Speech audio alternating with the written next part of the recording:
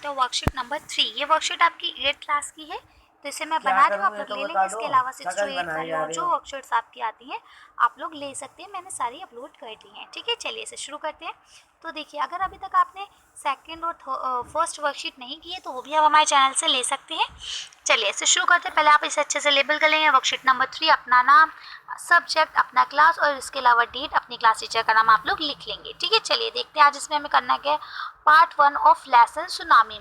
Lesson tsunami जो आपका lesson number 2 है मे बी, ठीक है, उसका आपको पार्ट 1 कराया गया है।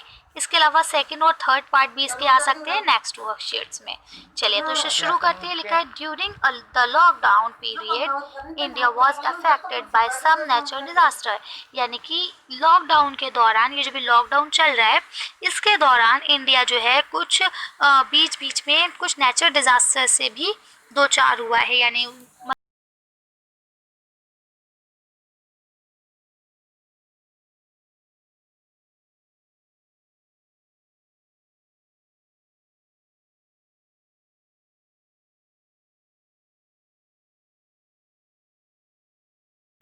कौन सी जगहें हैं, कौन से शहर है, कुछ दिनों पिछले कुछ दिनों में नेचुरल डिजास्टर्स आए हैं। जैसे अब अपने दिल्ली को ही ले लें, लॉकडाउन के दौरान कम से कम 5 से या 6 बार यहाँ पे अर्थक्वेक आया है ना।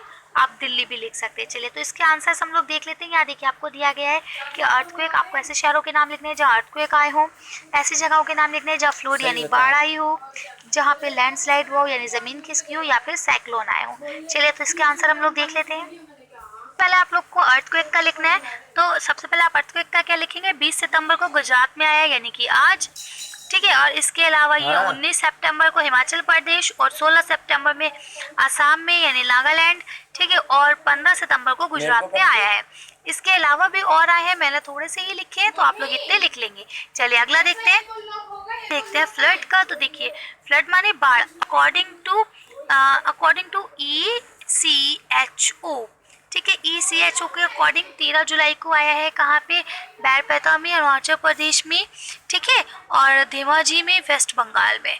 तो यहाँ बाढ़ आई है तो आप लोग ये लिख लेंगे। चलिए अगला देख लेते। देखिए अकॉर्डिंग टू ECHO के अकॉर्डिंग अगर हम देखें तो जिन जगहों पे लैंडस्लाइड हुआ है उसी जगह पे बाढ़ भी आई थी। ठीक है, तो इन दोनों में सेम ही रहेगा, तो आप लोग ये सारे नोट डाउन कर लेंगे। चलिए नेक्स्ट देख लेते हैं हम लोग जल्दी से। 2020 में आपके 2 मुख्य साइक्लोन आए हैं जिनका अलग अलग नाम रखा गया है। एक का क्या नाम रखा गया है, निसर्गा, और दूसरा क्या लिखा है, एम्फान। तो देखिए ये गोवा, महाराष्ट्र और गुजरात में आया है, ये उड़ीसा एंड वेस्ट बंगाल में आया है। तो आप लोग इस तरह से इसको लिख लेंगे। चलिए आगे का काम करते हैं। In this lessons you will read about another natural disaster. यानी इस लेसन में आप कुछ और नेचुरल डिजास्टर के बारे में जानेंगे जो कि क्या है, सुनामी। देखिए इसमें टी जो है वो साइलेंट रहेगा। ठीक है, ऑन 26 दिसंबर 2004 यानी कि 26 दिसंबर 2004 में a tsunami hit parts of India such as Andaman Nicobar island and the Tamil Nadu coastal and a few more countries. यानी कि 2004 में जो आई थी सुनामी, उस वो कहाँ कहाँ आई थी, आपके इंडिया के जो अंडमान निकोबार द्वीप समूह वहाँ आई थी, और ये जो नीचे आपका एरिया दिख रहा है ना, तमिलनाडु का कोस्टल एरिया, वहाँ पे आई थी। ठीक है, और इसके अलावा कुछ और कंट्रीज थी उनको भी किया था। अब सुनामी आती कैसे है इसको जान लेते हैं पहले हम। A tsunami is very large and powerful wave caused by an earthquake under the sea. Tsunami जो आती है, देखिए आपको पता होना चाहिए, जो ये ज़मीन हमें यहाँ दिख रही है ऊपर, ठीक, जब हम समुंदर के अंदर देखते हैं तो जैसे अब ये कलर आपको दिख नहीं रहा होगा, देखिए ये ज़मीन हम यहाँ देखते हैं, ये हम ज़मीन जिस पे हमारे घर वर बने। इसके बाद अगर हम ये समुंदर देखें तो समुंदर के अंदर भी ये ज़मीन होती है बेटा। ठीक है, ये ज़मीन है, इसके ऊपर ही सारा पानी होता है। जब यहाँ अर्थक्वेक आता है तो आपकी जो ज़मीन हिलती है वो कहलाता है अर्थक्वेक आना। ठीक है, लेकिन जब इस ज़मीन पे अर्थक्वेक आता है, जब ये ज़मीन हिलती है या ये ज़मीन मूव करती है, तो यहाँ पे जो अर्थक्वेक आता है तो उससे ये पानी सारा हिलता है, और जब ये पानी हिलता है तो ये इर्द गिर्द वाले एरिया पे फैल जाता है, जिसके बाद वो क्या कहलाता है आपका, वो सुनामी कहलाता है। ठीक है, तो वही बात इन्होंने बोला है कि सुनामी जो है वो क्या है, tsunami is very large and powerful waves बहुत ज़्यादा ताकतवर वेव्स होती हैं caused by earthquake under the sea, जो पानी के अंदर अर्थक्वेक आने की वजह से आती हैं। ठीक है, ये देखिए, ये कुछ आपको मंजर दिखाए गए हैं किस तरह से आती है। अब यहाँ लिखा है can you identify A and B map, यानी जो ये मैप आपको दिया गया है इसमें जो ए और बी है, क्या आप बता सकते हैं कि ये क्या है? तो देखिए, ये आपको दिख रहा होगा कि ये हमारे भारत के नीचे का हिस्सा है। ठीक, तो ये यहाँ पे जो ये एरिया है ये क्या कहलाता है? Tamil Nadu coastal area. दूसरे छोटे जो डॉट आपको यहाँ दिख रहे हैं भी इंडिया के अंडर क्या बोलते हैं? अंडमान निकोबार द्वीप समूह, इंग्लिश में क्या बोलते हैं? Andaman and Nicobar island. ठीक है, तो इस तरह से आप लोग ये भी लिख लेंगे। चलिए अगला देखते हैं अब हमें क्या करना है। अब जो 2004 वाली कहानी है वो आपको पढ़ के सुनाई जाएगी कि क्या हुआ था। चलिए देखते हैं, एक बार हम भी पढ़ लेते हैं। The tsunami caused a her destruction and loss of life and properties. Her are some stories of courage and survive. अब ये देखिए, आपको बता रहे हैं कि सुनामी जो है एक बहुत बड़ा डिज़ास्टर होता है, एक तरह से बहुत ज़्यादा नुकसानदेह होता है, जिससे हमारी ज़िंदगियाँ और ज़मीन जायदाद सब बर्बाद हो जाते हैं। ठीक है, कुछ स्टोरीज आपको इसी की सुनाई जा रही है। देखते हैं क्या है। ये आपकी हनी ड्यू बुक जो है उसके पेज नंबर 25 और 26 से ली गई है। ठीक, यहाँ क्या लिखा है? This story are all from the Andaman Nicobar archipelago. ठीक है, ये यहाँ से आपको ली गई हैं, द्वीप समूह है ना। ये जो स्टोरी है ये अंडमान निकोबार की द्वीप समूह की है। ये आइलैंड को इन्होंने आर्किपेलागो लिखा है, वो भी एक ही बात है। अब यहाँ क्या लिखा है? Igneous was the manager of a cooperative society in Cat Hill, यानी एक इग्नियस लड़का है जो मैनेजर की पोस्ट पे है। ठीक है, कहाँ? कैट हिल में। His wife wake up at 6 AM, यानी उसकी वाइफ सुबह 6 बजे उठ गई। क्यों उठी? बिकॉज शी फील्ड, क्योंकि उसे महसूस हो रहा था एन अर्थक्वेक, यानी उसे भूकंप के झटके महसूस हो रहे थे। Igneous carefully took his television set, igneous ने फौरन अपने टेलीविजन सेट को देखा ऑफ इट्स टेबल, जो टेबल के ऊपर बंद रखा था, एंड पुट इट डाउन, और उसने फटाक से उसे उठाया ऑन द ग्राउंड, और जल्दी से उसे जमीन पे रख दिया, so that it would not fall and break. वो ऐसा उसने इसलिए किया कि कहीं ऐसा ना हो कि वो गिरे और टूट। Then the family rushed out of the house, और उसके बाद वो फैमिली घर से बाहर निकली। When the tremors they say the sea rising, जैसे वो चीज़ें हिलना रुकी, उन्होंने क्या देखा कि जो समंदर है वो बढ़ रहा है, समुद्र का जो वाटर लेवल है वो ऊपर उठ रहा है। ठीक, in the chaos and confusion, वो लोग बहुत कंफ्यूजन में थे कि क्या हो रहा है ये।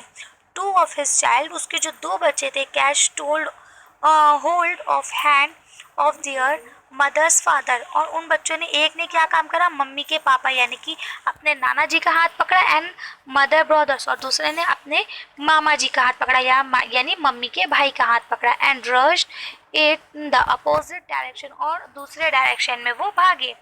ही नेवर से कि उन्होंने दोबारा उन्हें कभी नहीं देखा। ही नेवर से, यानी जो राइटर है वो बता रहा है, इग्नियस जो है वो बता रहा है कि मैंने उन्हें कभी दोबारा नहीं देखा। His wife was also swept away, और उसकी बीवी भी पानी में बह गई। Only the 3 other childrens who came with him were saved, यानी जो बचे हुए 3 बच्चे थे जो उसके साथ थे, यानी कि जो आपका राइटर है ग्रेस, उसके साथ जो बच्चे थे वो बच गए, बाकी सब लोग पानी में डूब गए, और बाकी जो 2 बच्चे थे वो अपने नाना और मामू के साथ कहाँ गए किसी को कुछ नहीं पता। नेक्स्ट इन्होंने दूसरी स्टोरी जो आपको लिखी है वो संजीव की लिखी है।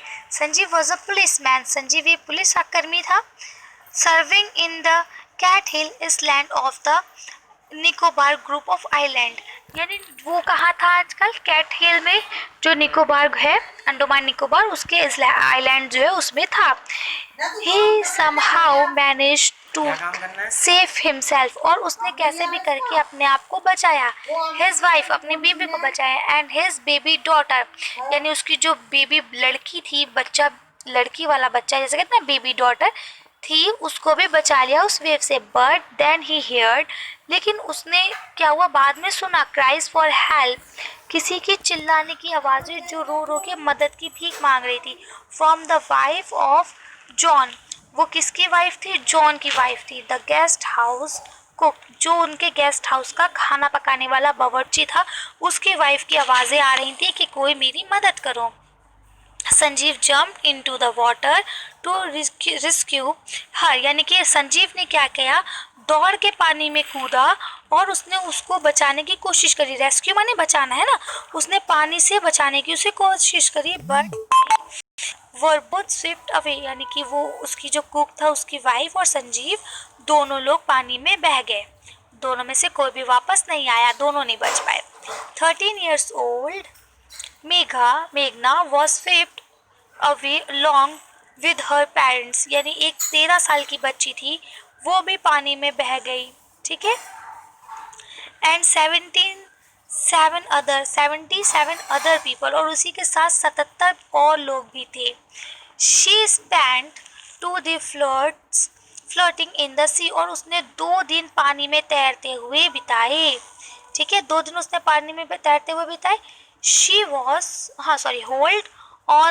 Hold to a wood door, यानी कि उसने वुडन डोर, लकड़ी का जो दरवाजा था उसको उसने पकड़ रखा था, उसके ऊपर ही वो बैठी थी या तैर रही थी, जो भी था।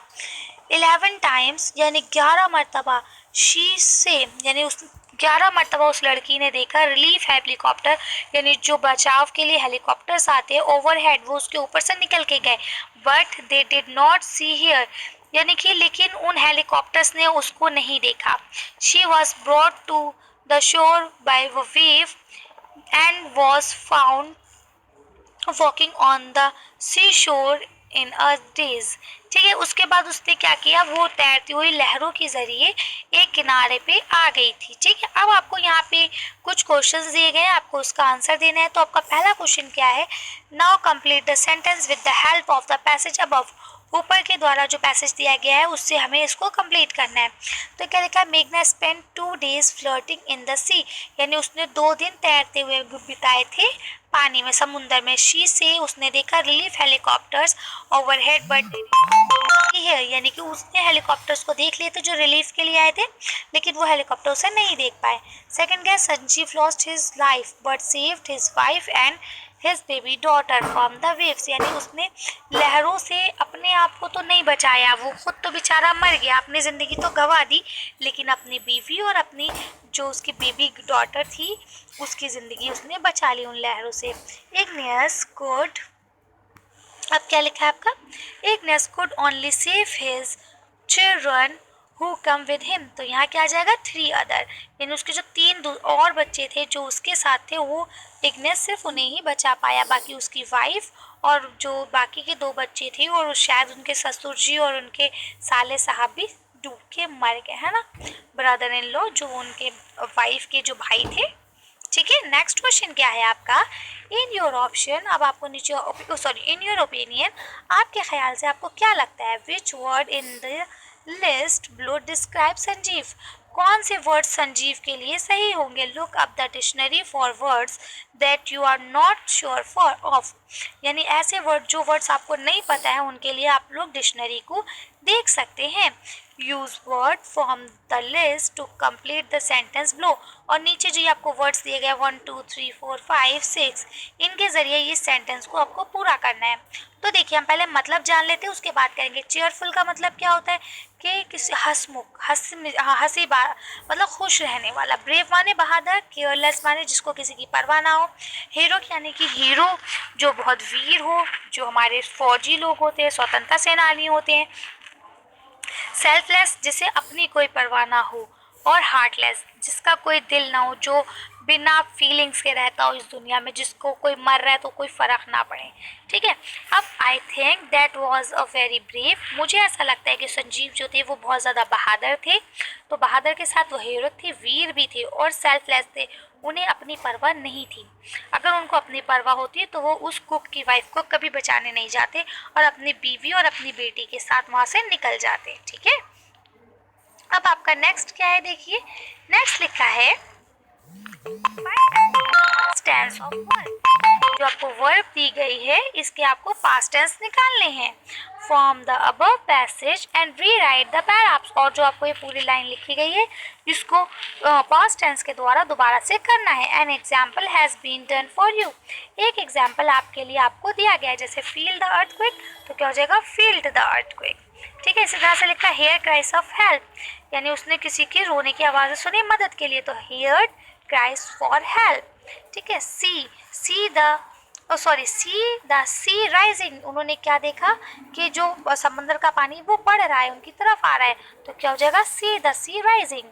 अगला क्या है जम्प्ड इनटू द वाटर, तो यहाँ क्या हो जाएगा जम्प्ड इनटू द वाटर, यानी पानी के अंदर कूदा। कम विद हिम, यहाँ क्या हो जाएगा केम with him. Wake him up, तो यहाँ क्या हो जाएगा वोक हिम अप। ठीक है, तो इस तरह से आप लोग ये सारा कर लेंगे। अब देखिए यहाँ लिखा है ना टू बी कंटिन्यू, इसका मतलब ये है कि ये नेक्स्ट वीक आपको यही वर्कशीट दोबारा से इससे आगे की कंटिन्यू की जाएगी। तो आज की वर्कशीट में बस इतना ही। अगर आपको हमारी वीडियो पसंद आई हो तो प्लीज़ इसे लाइक और शेयर करें। अगर अभी तक आपने हमारे चैनल को सब्सक्राइब नहीं करा तो प्लीज़ हमारे चैनल को सब्सक्राइब करें। Thank you for watching.